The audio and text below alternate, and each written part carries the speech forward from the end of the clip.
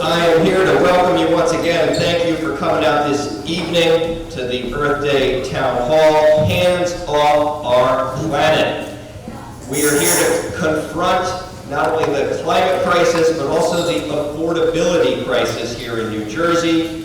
And one way we're doing that for the better part of a decade now is we've been working with the Empower New Jersey Coalition to fight fossil fuels and win.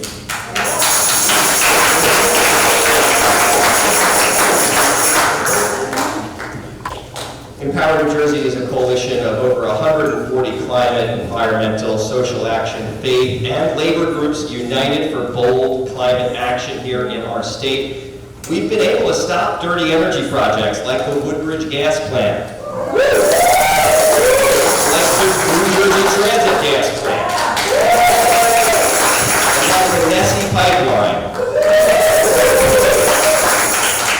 And we've also been able to stop some bad legislation from moving forward, but this isn't enough. We can't just stop the bad things. We need to build our power and pass good policies that will protect us all from the economic and health consequences of this ongoing crisis. And we know the need for action on climate is more important than it's ever been. Working families across our state are struggling to keep up with the rising costs of health care, insurance, housing, and utilities, and tariffs, as damage from extreme storms, heat waves, and wildfires impacts and increases each and every year. Here in Middlesex County, major flooding is a regular occurrence. In 2012, our county was inundated with flooding up to 9 feet deep from Hurricane Sandy, and sea level rise means that there will be more flooding during any given storm. According to First Street, a top provider of climate risk data, our county is home to more than 18,000 properties that are at risk of flooding today, and almost 40,000 properties that have a risk of flooding over the next 30 years. We're undoubtedly in a climate emergency. Each year, temperatures are rising, and severe impacts from weather events are getting worse. We just had a big fire in our state, the state's largest wildfire in 2 decades, leaving our entire region under air quality warning. And this is bringing a grave toll to human health and livelihoods and to our wallets. The cost of this crisis is landing squarely on residents and taxpayers. Residents have to foot the bill for property damage. The cost of insurance is going up for us all, and higher taxes are being imposed to help fund the climate mitigation efforts and repair and rebuilding that we need after being hit with severe weather. And of course, this comes at a time when there are draconian attacks on climate science, on environmental protections, on public health, and on emergency response, all from the Trump administration. Since day one of that administration, we've seen executive orders attacking climate and environmental justice programs that were put in place to protect the most vulnerable residents in our nation. And there have been major rollbacks at the Environmental Protection Agency on clean water, clean air regulations, as well as public health, as this administration seeks to make it easier for their fossil fuel friends to expand their industry. There have been attacks on critical programs like FEMA, which helps communities rebuild and repair after emergencies like the major hurricanes that we've seen, the devastating fires happened in California and right here in New Jersey, and of course, the hurricanes. But while we're in the midst of this dire situation, it's important to remember that we are fighting back. We have many ways of protecting our communities and our state from this crisis. We've seen massive protests in the past few months. Hundreds of thousands of people have taken to the streets. And earlier this month, tens of thousands of people came out across New Jersey to say hands off our democracy. We've seen many legal challenges launched against the administration. We have opportunities here in New Jersey to pass strong state laws to protect our state from this worsening crisis. And one important piece of legislation that's moving through Trenton right now is the New Jersey Climate Superfund Act.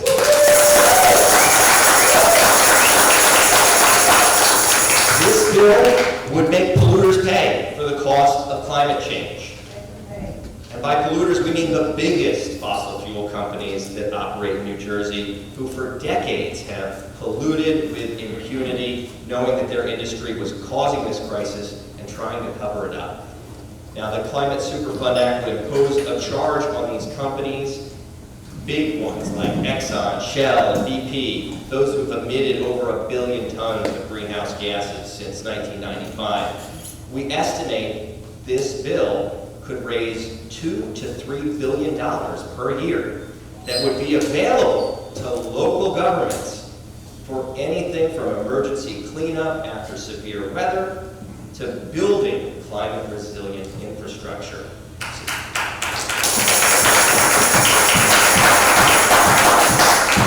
Right now, New Jersey residents and homeowners have to foot the bill when their houses flood. Communities are paying for the cost of storm cleanup and resiliency through higher taxes, and insurance policies are through the roof.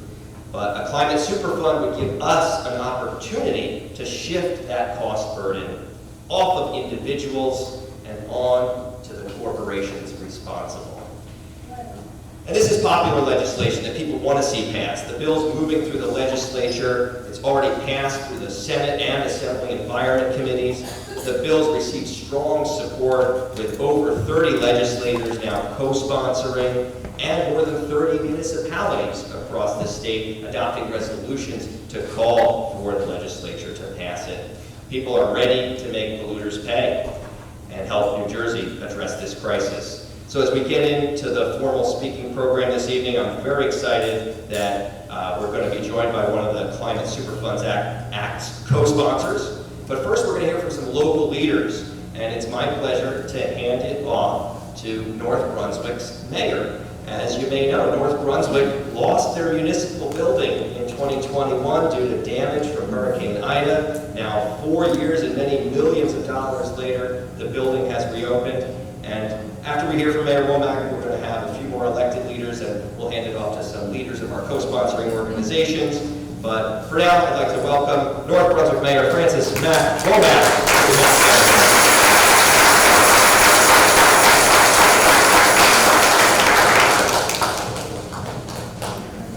Good evening, everyone. Thank you so much, Charlie. It's a real pleasure and honor to be here.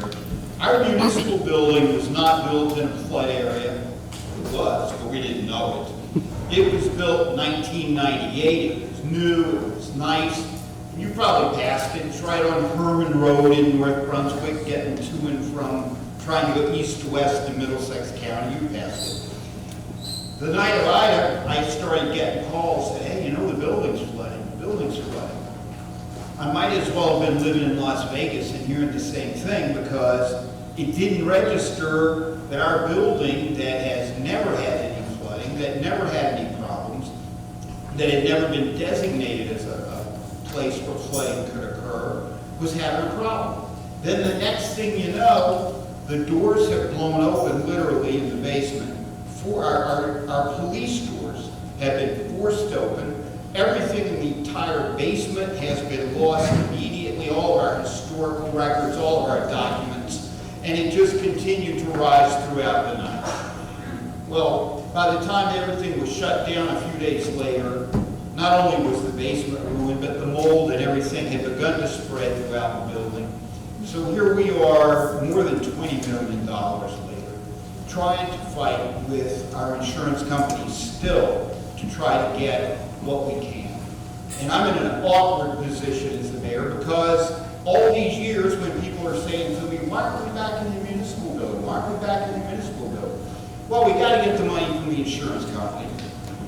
And don't worry, whatever we don't get from the insurance company, we're going to be able to get from FEMA, which we thought until about 3 weeks ago when, like you, I read in the papers that that kind of FEMA funding is cut. We still hope, pray, we're still going to be able to get some. We've got some good people that are working on it. I'm not optimistic about either the insurance company being good to us or FEMA coming through for us. Charlie was only partially right about us being back in the municipal building. And by the way, before I forget, our town council unanimously, I'm proud to say, has endorsed the resolution.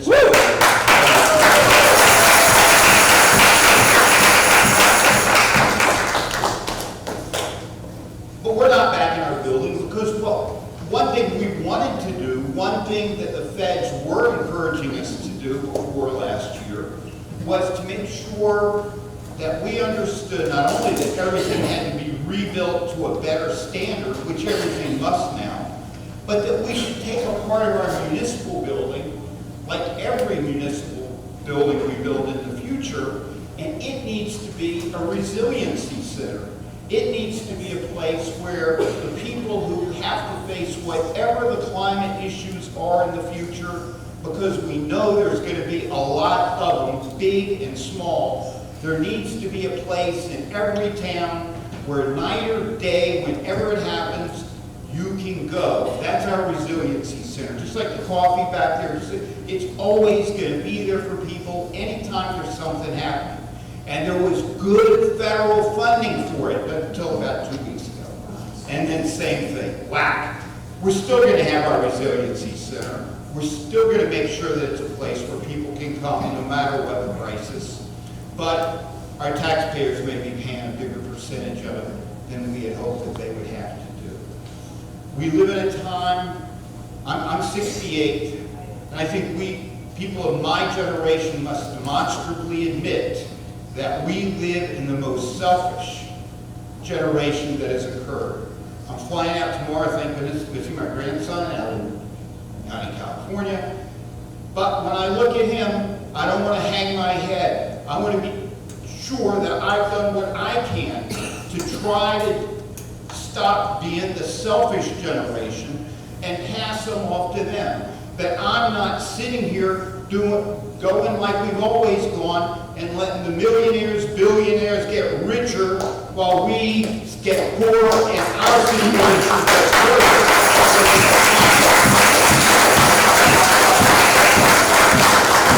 we all must and will, I'm sure, stay together. I want to thank you again, Charlie, for the opportunity of sharing our story in North Brunswick. Thank you, everyone. Now that the building's open, you're welcome to come. We do our municipal court there. Don't come for that. Come on and have coffee. Thank you.